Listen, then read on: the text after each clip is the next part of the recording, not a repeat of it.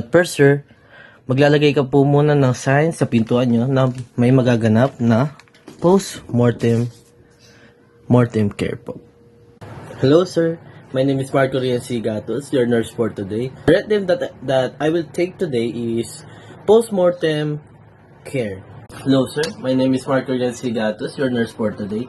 So, ang i-read them naman po natin ngayon is post-mortem care. So, yun, sir. At nandito po si patient po natin. Yan. Then, ang mga kailangan po natin dito is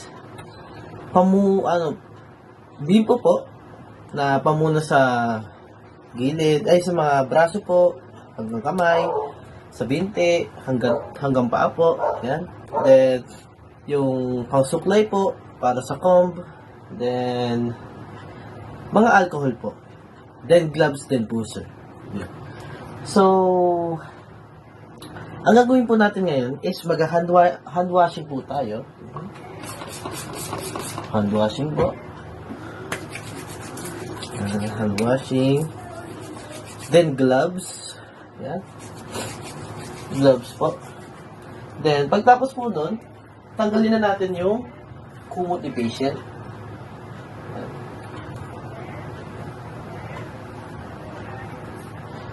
Yan po. Then, ang pagtapos po nun, sir, is pupunasan na po natin ang mga gilid-gilid po ni patient, yung mga bali-balikat po.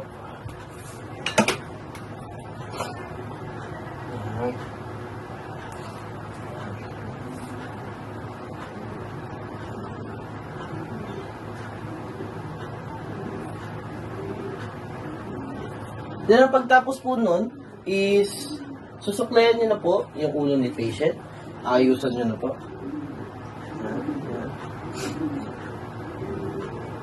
Yun lang po, sir.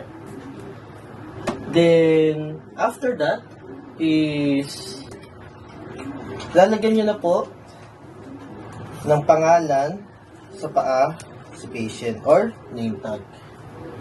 Yan. Dito po.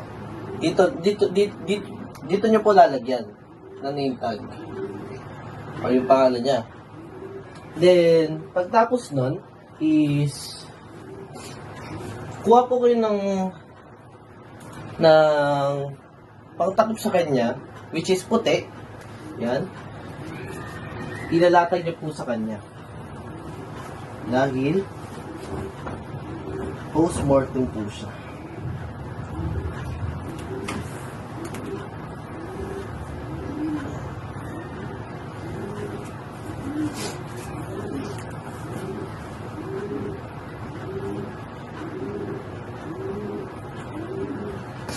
So, yun lang po, sir.